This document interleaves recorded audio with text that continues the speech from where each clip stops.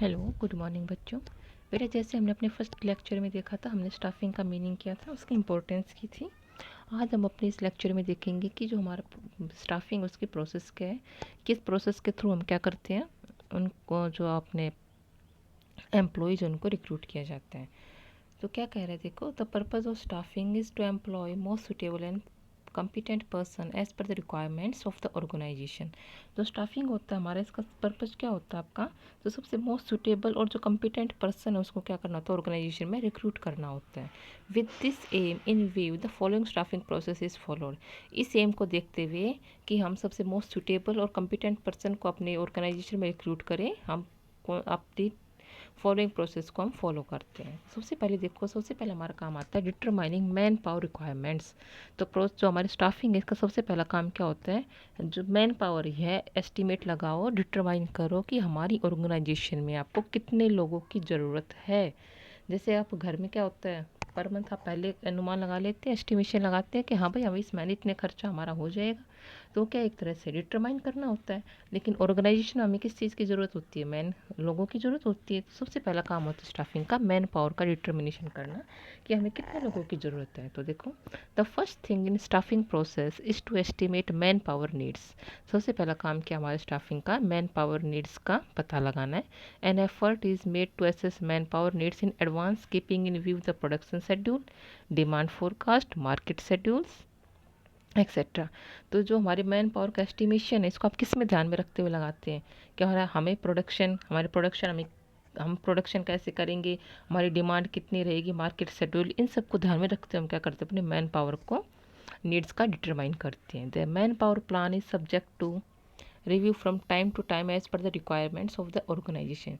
जो man power के जो प्लान हमने बनाया है कि हमें इतनी ज़रूरत होगी, ये भी क्या होता है, टाइम टू टाइम के अकॉर्डिंग क्या होता है, चेंज होता रहता है। Man power planning is a part of the overall corporate plan and reflects the broad thinking of the management about man power needs of the organisation. फिर क्या कह रहे हैं, देखो, after determining the man power needs an effort is to made find out the number of persons available in the organisation. जब हमने अपना determination कर लिया कि हम इतने लोगों की ज़रूरत है according to production, according to demand forecasting, इसके अकॉर्डिंग, उसके बाद हम क्या करते हैं, देखते हैं कि हमारी ऑर्गेनाइजेशन में कितने अवेलेबल पर्सनस हैं। The organisation chart will help in finding out the number of persons available at present. जो हमारा ऑर्गेनाइजेशन का चार्ट होता है बेटा, वो हमें बताता है कि हमारे जो एट प्रेजेंट हमारे पास कितने पर्सनस अवेलेबल है, number of persons going to retire in future, future में कितने पर्सनस हमारे क्या होंगे, रिटायर होंगे, few persons available for promotion etcetera, किन किन लोगों का प्रमोशन हमारा होने वाला है। क्यों, अगर मान लीजिए अगर आपको अपने आपने क्या किया, आपने अपना क्या किया है, एस्टिमेशन लगाया कि हमें 50 लोगों की ज़रूरत है अपने ऑर्गेनाइजेशन में, लेकिन उन 50 में से क्या है, 50 लोगों की आपको ज़रूरत है, लेकिन आपने टोटल देख लिया कि हमें मैन पावर नीड हमें 50 है, लेकिन अब 50 में से यह देखो कि कितने हमारे अवेलेबल है हमारे ऑर्गेनाइजेशन में, कितने हमारे रिटायर होने वाले और कितनों का प्रमोशन हो जाएगा। तो इन सबको ध्यान में रखते हुए हमें क्या करते हैं, मैन पावर जो नीड है उसका डिटर्मिनेशन किया जाता है। The difference between the actual need, देखो क्या कहा इसने, एक्चुअल में हमें कितनी नीड है, and the persons available will indicate the number of persons required. आपको अगर पता लगाना है कि हमें कितने पर्सनस की रिक्वायरमेंट है, तो एक्चुअल नीड देखो टोटल कितनी हमारी, और हमारे फॉर्म में ऑर्गेनाइजेशन में कितने पर्सनस अवेलेबल, उसमें से दोनों को, उसमें से उसको लेस करके पता लगाएंगे कि हमें कितने पर्सनस की रिक्वायरमेंट है। ठीक है बेटा। सेकंड हमारा स्टेप आता है आपका रिक्रूटमेंट। आपने सबसे पहले मैन पावर नीड कर ली कि हमें इतने लोगों की ज़रूरत है, आपने एडवर्टीजमेंट आप क्या कर देंगे, उसके अकॉर्डिंग क्या निकालेंगे, पोस्ट निकालेंगे। सेकंड हमारा काम आता है रिक्रूटमेंट। रिक्रूटमेंट क्या कह रहा है आपका, recruitment is the process of searching prospective employees and persuading them to apply in the organisation. क्या कह रहा है, रिक्रूटमेंट एक प्रोसेस होती है अपनी फर्म के लिए क्या, प्रोस्पेक्टिव एम्प्लॉयज़ को सर्च करने की। Before starting the recruitment process the positions which are required to be filled are determined. सबसे पहले रिक्रूटमेंट प्रोसेस स्टार्ट करने से पहले क्या किया जाता है, आपका positions which are required to be filled are determine. हमें अपनी पोजीशंस को क्या किया जाता है कि हमें किस किस पोजीशन में, मतलब हमारी जो फर्म है उसके अंदर कौन कौन सी जो आपकी पोजीशन है वो क्या आपकी वैकेंट, उसको डिटरमाइन किया जाता है। रिक्रूटमेंट में both be from within the organisation and from outside resources. Recruitment आपका विद इन द ऑर्गेनाइजेशन भी हो सकता है, आपका आउटसाइड भी हो सकता है। The goodwill acquired by the enterprise will influence its drives in attracting suitable persons in the organization. जो आपकी फर्म की गुडविल होती है बेटा, वो क्या करती है, आपके रिक्रूटमेंट प्रोसेस को क्या करती है, रिफ्लेक्ट करती है। कैसे करती है, अगर कोई फर्म है बहुत अच्छी है और उसके यहाँ वैकेंसीज निकलती है तो क्या है, लोग भाग भाग के क्या करेंगे, अप्लाई करेंगे। लेकिन कोई फर्म है उसके अंदर बहुत सारी सीट्स वैकेंट है लेकिन उसकी गुडविल अच्छी नहीं है, ना उसके प्रॉफिट लॉस, जो वो अपने प्रॉफिट लॉस अकाउंट शो करते हैं, ना उसको प्रॉफिट हो रहा है, ना उसकी गुडविल अच्छी है, ना वो लोगों को प्रमोशन करता है, ना उनको टाइम पे सैलरी देती है, तो क्या आप ऐसी फर्म में जाना पसंद करेंगे, नहीं करेंगे। तो वही बात है, तो एक जो गुडविल होती है, गुडविल बहुत आपका मेन फैक्टर होता है रिक्रूटमेंट प्रोसेस को इफेक्ट करने का। The recruitment process involves elements such as recruitment policy, recruitment organization, forecasting of manpower needs, development and use of manpower resources, and the method of assessing recruitment program. Recruitment हो गया हमारा। अब third हम आ जाएंगे selection. देखो जो recruitment होता है वो हमारे एक पॉजिटिव, क्या है आपका पॉजिटिव वे है, जिसके अंदर हम क्या करते हैं, लोगों को अट्रैक्ट करते हैं कि दे विल अप्लाई, वो अप्लाई करें, ये एक पॉजिटिव प्रोसेस होती है। आफ्टर दैट जो हमारी सिलेक्शन प्रोसेस है वो हमारी क्या होती है, एक नेगेटिव प्रोसेस होती है। क्यों, रिक्रूटमेंट में हम अपनी वैकेंसी निकाली, उसके अकॉर्डिंग जो भी आप एलिजिबल बंदा होगा, जो क्वालिफिकेशन हमने नॉर्म्स हमने रखे उसके अकॉर्डिंग सब क्या करते हैं, वैकेंसीज़ को ज़्यादा से ज़्यादा हम फिल करवाने की कोशिश करते हैं, एडवर्टीजमेंट। लेकिन जो सिलेक्शन होता है, सिलेक्शन में हम क्या करते हैं, जो एलिजिबल बंदी होती है हमारी, सिर्फ हम उन्हीं को क्या किया जाता है, सेलेक्ट किया जाता है, और बाकी को क्या किया जाता है, रिजेक्ट किया जाता है। तो selection is a negative process and recruitment is a positive process. तो देखो selection, it is the process of selecting suitable persons for different jobs. ये एक प्रोसेस है हमारी क्या करने की, सूटेबल पर्सनस को अपनी जॉब के लिए सेलेक्ट करने की। वो किसकी प्रोसेस थी, देखो जो हमारा आपने पढ़ा था अपना रिक्रूटमेंट, रिक्रूटमेंट किसकी प्रोसेस थी, फ्यूचर के लिए प्रोस्पेक्टिव एम्प्लॉयज़ को सर्च करने की थी। वहाँ पे हमें सेलेक्ट नहीं किया था, इसे हमने क्या कर लिया, उनको सेलेक्ट किया है। In this exercise, suitable persons are spotted out, those who are interested to get employment in the organizations. All persons who have applied may not be suitable. क्या कह रहा है आपका, जिन जिन पर्सन ने रिक्रूटमेंट में अप्लाई किया था, दे, ये ऐसा नहीं कि सभी क्या होंगे हमारे सुटेबल होंगे। Moreover the number of applicants may be much more than the positive vacant positions vacant. It becomes all the more important to scrutinize applications properly so that unsuitable persons are not called for future interviews etc. मतलब कहने का क्या है बेटा, वो तो selection process होती है, इसमें आप क्या करवाते हो, रिटन टेस्ट लेते हैं, उनका इंटरव्यू वगैरह लिया जाता है। जो बंदा रिटन टेस्ट को क्वालिफाई करता है, इंटरव्यू को क्वालिफाई करता है, उसको क्या किया जाता है, सिलेक्ट किया जाता है। The matching of persons with the jobs may also influence cost aspects since unsuitable persons require more training. क्या कह रहा है, अगर हम सिलेक्शन प्रोसेस में आपने किसी अनसुटेबल पर्सन को क्या कर लिया, आपने सेलेक्ट कर लिया, तो क्या हो जाएगा उससे बेटा, दिक्कत होगी। आपको क्या करना पड़ेगा, उसको आपको ज़्यादा ट्रेनिंग देनी पड़ेगी, उसको ज़्यादा डेवलपमेंट में आपको उसके ऊपर पैसे खर्च करने पड़ेंगे। लेकिन आपने सूटेबल बंदे को आपने अपने उसी जॉब के लिए सिलेक्ट किया, तो क्या हो जाएगा, आपको ज़्यादा ट्रेनिंग और उस डेवलपमेंट पर ज़्यादा ध्यान देना नहीं पड़ेगा। After that selection we come to the point placement and orientation. अब आपने बंदे को सेलेक्ट कर लिया है, अब क्या करो, उसका प्लेसमेंट एंड ओरिएंटेशन। प्लेसमेंट क्या होता है, placement is the asking of the selected candidate to occupy the positions in the organisation for which they have been selected. Placement के अंदर क्या किया जाता है, जिस बंदे को हमने सेलेक्ट किया है उसको उस फर्म में, उस ऑर्गेनाइजेशन में उसकी जगह दिखाई जाती है कि हाँ भाई यहाँ पे आपकी जगह है। The candidate so selected are placed on jobs. जो कैंडिडेट है उनको उनकी जॉब के ऊपर प्लेस किया जाता है, उनको बता दिया जाता है कि आपको यहाँ, ये आपकी जगह है फर्म में और यहाँ पे आपको काम करना है। Orientation means introducing the new employees to the environment, colleges, rules, regulations and policies of the organisation. अब ओरिएंटेशन क्या होता है आपका, जो न्यू एम्प्लॉय है उसको सभी एम्प्लॉयज से क्या करवाना, उसको सभी एम्प्लॉय से इंट्रोडक्शन करवाना है, उसके कॉलेजेस से, कलीग्स से, उसके जो भी हैं रूल्स रेगुलेशन क्या हैं, फर्म के पॉलिसीज़ क्या हैं, सबके बारे में उसको बताना। An effort is made to make the new employees feel at home and know the things which are essential in performing his jobs. हम एक फर्म के लिए एक एफर्ट करना चाहिए कि जो हमारा न्यू बंदा है फर्म में, उसको ऐसा फील हो कि क्या है, वो अपने घर में ही रह रहा है, उसको अपने घर वाली फीलिंग आए, और उसको बताना चाहिए कि उसको अपनी जॉब करने के लिए क्या क्या चीज़ें उसके लिए ज़रूरी है। फिर उसके बाद हमारा आता है ट्रेनिंग एंड डेवलपमेंट। अब बंदा का प्लेसमेंट हो गया, उसको ओरिएंटेशन में उसको उसके कलीग्स वगैरह हमने उससे उसको इंट्रोड्यूस करवा दिया है, इन्वायरमेंट के बारे में, रूल्स रेगुलेशन पॉलिसी के बारे में बता दिया। उसके बाद हमारा आता है training and development.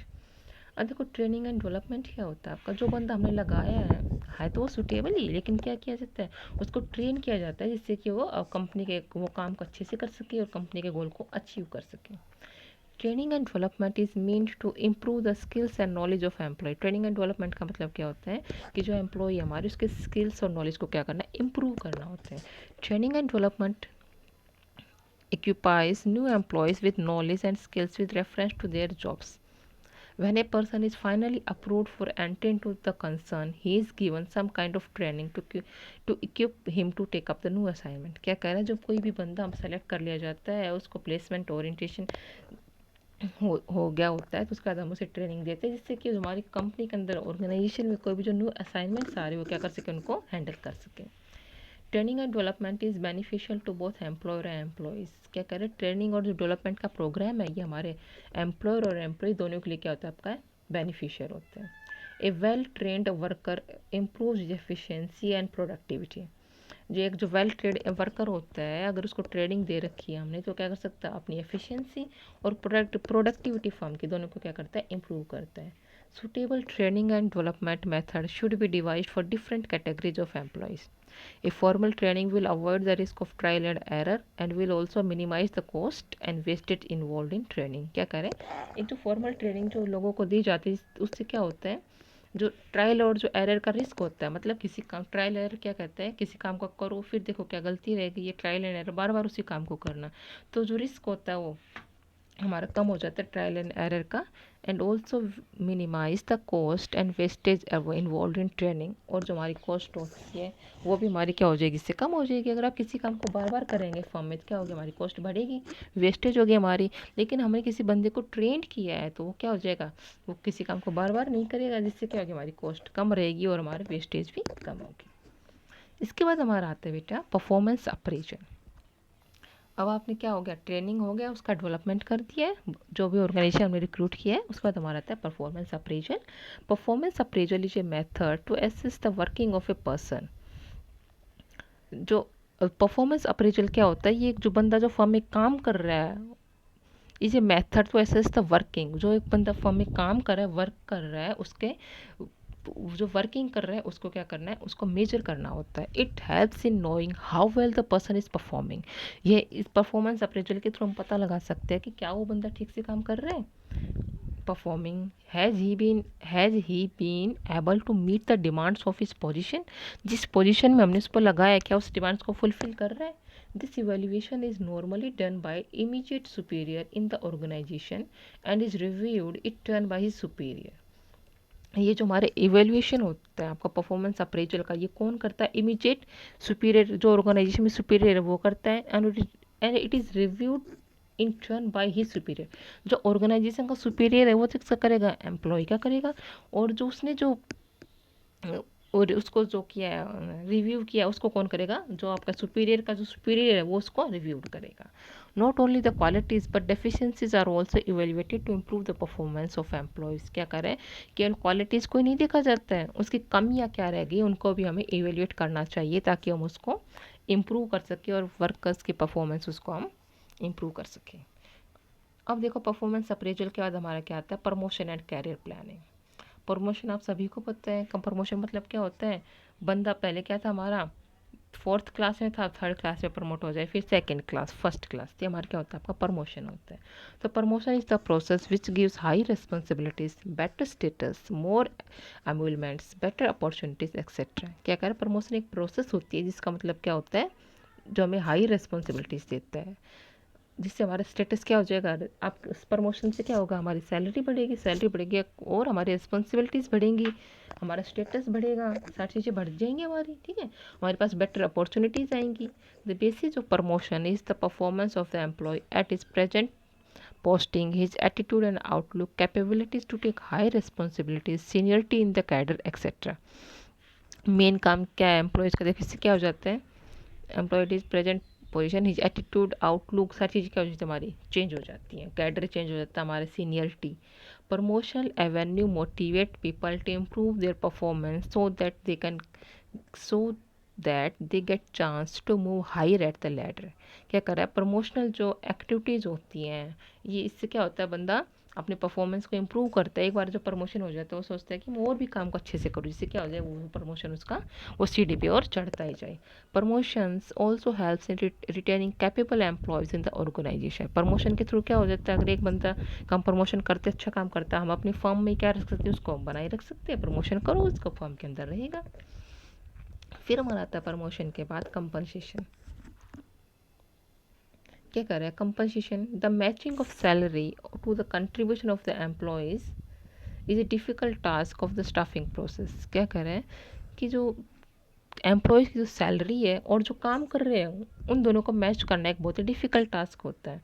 The wages and salary structure should be such that it is fair to both of the employer and the employees. The wage और या सैलरी का जो आपका स्ट्रक्चर है ऑर्गेनाइजेशन का, वो दोनों के लिए क्या होना चाहिए, आपका एम्प्लॉयर के लिए भी, एम्प्लॉय के लिए भी, दोनों के लिए क्या होना चाहिए, आपका फेयर होना चाहिए। मतलब एम्प्लॉयर को यह ना लगे कि ये बंदा काम नहीं करता है और सैलरी ज़्यादा ले रहा है, या फिर एम्प्लॉय को यह ना लगे कि मैं काम बहुत ज़्यादा करता हूँ और मुझे सैलरी क्या मिल रही है, कम मिल रही है। ठीक है। Since compensation is an important element of cost structure, management may try to keep at reasonable level. क्या करें, जो compensation है हमारा, ये एक आपका फर्म के लिए बहुत ही क्या आपका important element है। cost structure को देखा जाए तो हमें इसे reasonable level के ऊपर रखना चाहिए। Employees on the other hand may ask for higher compensation in order to meet their living standards. जो employees होते हैं वो हमारे क्या कर सकते हैं, higher compensation के लिए डिमांड कर सकते हैं। क्यों, अपने स्टैंडर्ड को हाई करने के लिए। Management should try to fix reasonable rates of compensation. Management को अपने जो कंपनसेशन है उसके रेट क्या होने चाहिए, आपकी रीजनेबल रेट होनी चाहिए, so that it does not adversely effect any party, ताकि एडवर्सली किसी पार्टी पे इफेक्ट ना करे। फिर लास्ट वन हमारा आता है dealing with employees turnover. Employee turnover का मतलब क्या होता है बेटा, कि कितने जो एम्प्लॉयज़ हमारे वो कंपनी से जा रहे हैं, किस रीजन से जा रहे हैं, उनका टर्नओवर मतलब उनकी रेट क्या है, उनकी रेट कहीं ज़्यादा तो नहीं है। अगर किसी फर्म से हम उन क्यों, अगर रेट ज़्यादा होगा तो क्या हो जाएगा, फर्म को हमारे लॉस होगा। हम किसी बंदे को लगाते हैं, उसकी रिक्रूटमेंट करते हैं, उसको ट्रेनिंग देते हैं, सब पे पैसा खर्च करते हैं, उसके बाद वो बंदा 1 साल के अंदर एक बार फर्म को छोड़ के चला जाता है, तो क्या हो जाएगा, फर्म को लॉस होगा। तो क्या कह रहे हैं, देखो, the employees may be leaving the job due to one reason or the other. क्या कह रहा है, जो एम्प्लॉयज़ हमारे वो जॉब को छोड़ के जा सकते हैं, तो एक रीजन या हमारे बहुत से रीजन हो। It may be retirement, resignation, termination, retirement, death etcetera. या और रिटायरमेंट भी हो सकता है इसका रीजन, रेजिग्नेशन हो सकता है, सेटिस्फाई नहीं है तो छोड़ के जा सकता है। टर्मिनेशन, बंदा सही से काम नहीं करता या फिर केयरलेस है तो हम उसको टर्मिनेट भी कर सकते हैं। रिटायरमेंट या death etcetera, that the vacancies arise in the organization through turnover may not be eliminated but higher turnover may be bad for the organization। क्या कर रहा है, दो टर्नओवर हमारे फर्म के लिए कोई ख़राब नहीं है, लेकिन अगर क्या हो रहा है, ये हाई टर्नओवर रेट क्या हमारी बहुत हाई है, तो क्या एक फर्म ऑर्गेनाइजेशन के लिए हमारा बैड है। The new employees will take time to understand the environment and reaching the level of performance of the old employees. जो हमारे नए एम्प्लॉयज़ हम जो फर्म में लगाएंगे हर साल, क्या हो जाएगा, वो उनको समझने में क्या लगता है, टाइम लगता है। इन्वायरमेंट को परफॉर्मेंस लेवल के ऊपर पहुँचने में टाइम लगता है। तो it also involves lot of expensive recruitment and training new employees. क्या कह रहा है, और जो नए एम्प्लॉयज़ है अगर उनको ट्रेनिंग करते हैं, उनको फिर से रिक्रूट करते हैं, तो हमारी फर्म के पास क्या हो जाता है, बहुत सारे खर्च होते हैं। Staffing function tries to keep the turnover at the minimum possible level. जो स्टाफिंग फंक्शन है हमारा, उसको अपना जो क्या आपका टर्नओवर की रेट है उसको कम से कम रखने की कोशिश करनी चाहिए। फिर बेटा प्रोसेस के बाद हमारा आता है मैचिंग जॉब्स एंड प्रोफाइल। ये बात बार बार हमारे पास आ रही है। मैचिंग जॉब्स एंड प्रोफाइल का मतलब क्या है आपका, कि जब हम जो हमारी स्टाफिंग प्रोसेस है उसके अंदर हम किसी बंदे को रिक्रूट कर रहे हैं, तो जो हमने अब जिसके लिए हमने डिटर्मिनेशन, जो हमने रिक्वायरमेंट की डिटर्मिनेशन की थी कि हमें इस चीज़ के लिए हमें ये वाला बंदा चाहिए, तो हमें क्या क्या कह रहे हैं, देखो, the first step in the process of staffing is determination of requirements various employees in the enterprise. First step क्या हमारा स्टाफिंग का, is the determination of requirements various employees in the enterprise. बार बार कर रहे हैं। The factors affecting man power needs include business forecast, expansion and growth, development in industry, workload analysis, management philosophy, government policy, etcetera. After determining the recruitment the next step will be recruit them. Before हमने recruit किया, recruit के बाद हम क्या करते हैं, उनको selection कर लेते हैं. आप सिलेक्शन के बाद आपने क्या किया था, उनको उनका डेवलपमेंट, उनका ट्रेनिंग किया था, ये सारी चीज़ें की थी. The matching of jobs and people will be facilitated with the help of the job analysis. Job job analysis will help in analyzing the requirement of various jobs and the qualification etc. of those who will be taking them up. The components of job analysis, job description, job specification will help in matching jobs and people. मतलब कहने का क्या है बेटा, matching jobs and people में कि इसके अंदर हम यह देखते हैं कि जिस पोजीशन के लिए हमने अपनी वैकेंसी निकाली है, क्या हमने उस जगह पे सही बंदे को रिक्रूट किया है, क्या वो जॉब उसके साथ मैच कर रही है या नहीं कर रही है. अगर ये जॉब उसके साथ मैच कर रही है तो हम क्या कर सकते हैं, आप आगे अपना जॉब एनालिसिस कर सकते हैं. जॉब एनालिसिस के हमारे 2 पार्ट होते हैं बेटा आपके. एक तो हमारा आता है इसका जॉब डिस्क्रिप्शन और एक हमारा आता है जॉब स्पेसिफिकेशन. ठीक है, तो देखो सबसे पहला हमारा आता है जॉब डिस्क्रिप्शन. जॉब डिस्क्रिप्शन से पहले देखो हम देखते हैं आपका जॉब एनालिसिस. जॉब एनालिसिस क्या होता है आपका, job analysis is a detailed and systematic study of jobs to know the nature and characteristics of the people to be employed on various jobs. क्या करें, जो जॉब एनालिसिस होता है ये क्या होता है आपका डिटेल और सिस्टमेटिक स्टडी होती है to know the nature and characteristics, जिसके अंदर आप क्या करते हो, आप जो पीपल्स जो हमारे एम्प्लॉयड हैं उनकी जो उनकी नेचर क्या है, उनकी करेक्टरिस्टिक्स क्या है, उनको स्टडी किया जाता है. It involves collection of necessary facts regarding jobs and their analysis. इसके अंदर हम क्या करते हैं, जो जो जो हमारा जॉब एनालिसिस है इसके अंदर हम देखते हैं collection of necessary facts regarding jobs and their analysis. The main purpose of job analysis is thus to collect the data and then to analyze the data relating to a job. Main purpose job analysis का क्या होता है, आपका data को collect करना और फिर इसको क्या करना है, एनालिसिस करना रिलेटिंग टू जॉब के रिलेशन में. तो देखो जॉब एनालिसिस में हम क्या क्या करते हैं, जॉब आइडेंटिफिकेशन, जॉब को आइडेंटिफाई किया जाता है. नेचर ऑफ जॉब, किस टाइप की नेचर है. Operations involve in doing the job, कौन कौन से ऑपरेशंस हमें करने पड़ रहे हैं जॉब करने में. Materials and equipments required to do the job. Personal qualities required to do the job. Relation of the job with other jobs in the organisation. Job analysis can be divided into 2 parts. अब job analysis को हम 2 भागों में आप divide कर सकते हो. मतलब जॉब एनालिसिस का मतलब क्या था कि जो हमारे ऑर्गेनाइजेशन में जो बंदे हमारी जॉब कर रहे हैं उनकी नेचर ऑफ जॉब क्या है आपकी और उनकी क्या क्या करैक्टरिस्टिक्स है उनकी जॉब की, इसको स्टडी करना हमारा क्या कहलाता है, जॉब को एनालिसिस करना कहलाता है. फिर हमारा आता है जॉब डिस्क्रिप्शन और आपका जॉब स्पेसिफिकेशन. जो हमारा जॉब डिस्क्रिप्शन है बेटा ये क्या बताएगा, उसको डिस्क्राइब करता है बिल्कुल जो एनालिसिस है इसमें तो हमने उसके नेचर को और कैरेक्टरिस्टिक्स को स्टडी किया था, लेकिन जॉब डिस्क्रिप्शन क्या करता है आपको एनालिसिस करता है. देखो job description is the immediate product of job analysis process. The data collected through job analysis provides a basis for job description and specification. जो हम डाटा जॉब एनालिसिस से आप क्या करते हो उसको कलेक्ट करते हो वो क्या होता है आपका बेस होता है किसका, जॉब डिस्क्रिप्शन का. Job description functionally describes what the job एंटेल्स. Job जो हमारा जो आपका क्या है आपका बेटा जो जो जॉब आपका डिस्क्रिप्शन है ये हमें बताता है कि व्हाट द जॉब एंटेल्स, कि हमारी जॉब के अंदर क्या क्या एंटेल्स का मतलब क्या, इन्वॉल्व, कि आपके जॉब के अंदर क्या क्या इन्वॉल्व है. It discloses what, how and why the job is to be done. यह बताता है कि what, it discloses what, how and why the job is to be done, कि क्यों कैसे हमारी जॉब की जाएगी. मतलब जॉब के अंदर क्या क्या चीज़ें आपकी इन्वॉल्व है उसको डिस्क्राइब कर देता है कौन, आपका job description. The main object of job description is to differentiate it from other jobs and set out its after limits. ठीक है बेटा, तो देखो आपको जॉब डिस्क्रिप्शन में हमारा क्या क्या आपका proper job title, job summary क्या है, हमारी जॉब की लोकेशन कहाँ होगी, ड्यूटीज और रिस्पॉन्सिबिलिटीज़ क्या क्या है, machine tools and materials, working conditions, nature of supervision, relation to other jobs. फिर हमारा था जॉब स्पेसिफिकेशन. इसमें तो हमारा जॉब डिस्क्रिप्शन में क्या था, आपने जॉब को डिस्क्राइब किया था, मतलब जॉब के अंदर हमारी क्या क्या चीज़ें इन्वॉल्व है, हम कहाँ पे जॉब करते हैं, वर्क की कंडीशंस क्या है, हमारी जॉब समरी क्या है, ये सारी चीज़ें थी। फिर हमारा था आपका जॉब सब स्पेसिफिकेशन। जॉब स्पेसिफिकेशन क्या होता है बेटा, आपका जो बंदा जो हमारे यहाँ पे काम कर रहा है उसकी फिजिकल करेक्टरिस्टिक्स क्या होनी चाहिए, साइकोलॉजिकल और सोशल करेक्टरिस्टिक्स क्या हो जाएंगे, हमारी सारी मेंटल करेक्टरिस्टिक्स, पर्सनल करेक्टरिस्टिक्स, ये सारी चीज़ें हमारे इसके अंदर आ जाएंगी। तो जॉब स्पेसिफिकेशन और एम्प्लॉयज़, आप इसको स्पेसिफिकेशन भी कह सकते हैं, statement of the minimum acceptable human qualities required for the proper performance of A job. एक जॉब करने के लिए एक बंदे के अंदर हमारी क्या क्या उसकी स्पेसिफिकेशन होनी चाहिए एम्प्लॉय की, उन सब क्वालिटीज़ को बताता है कौन, job specification. It specifies the type of persons required in terms of educational qualification, experience, attitude etcetera.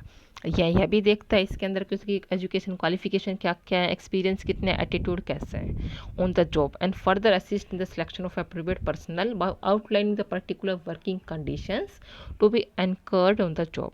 Job specification includes the following. Physical characteristics के अंदर देखेंगे उसकी height, weight, chest, vision, hearing, health, age, voice.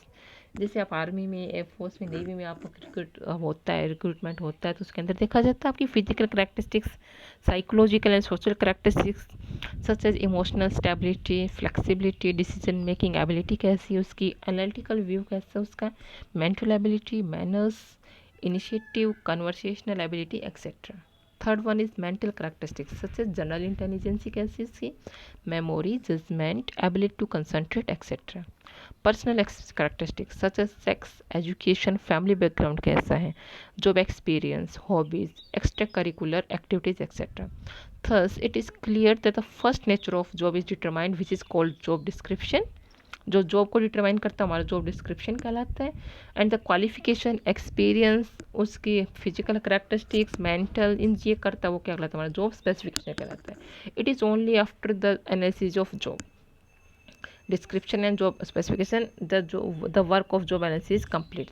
Job description और जो हमारा job analysis है ये कब हो सकता है, जब हमारा जॉब एनालिसिस आपका क्या हो चुका हो, कंप्लीट हो चुका हो। After preparing job description and job specification, one is clear about the nature of job and the type of person required for it। क्या करें, जब हमारा जॉब डिस्क्रिप्शन और जो आपका जॉब स्पेसिफिकेशन है कंप्लीट हो जाता है तो एक बंदे को पता लग जाता है कि हमारी जॉब, नेचर ऑफ जॉब कैसी है और हम कैसे बंदे की हमें ज़रूरत होती है। Then exercise undertaken to see the requirement of person to take up jobs in different departments. ठीक है बेटा, तो आज हमने पढ़ा हमारे आपकी प्रोसेस की आपकी, फिर उसके बाद हमने जॉब एनालिसिस पढ़ा है, फिर उसके बाद हमने देखा हमारा जॉब एनालिसिस के हमारे दो पार्ट है, job description which tells about the nature of the job, and job specification which tell about the employee specification, their experience, their qualifications etcetera. Thank you very much बेटा।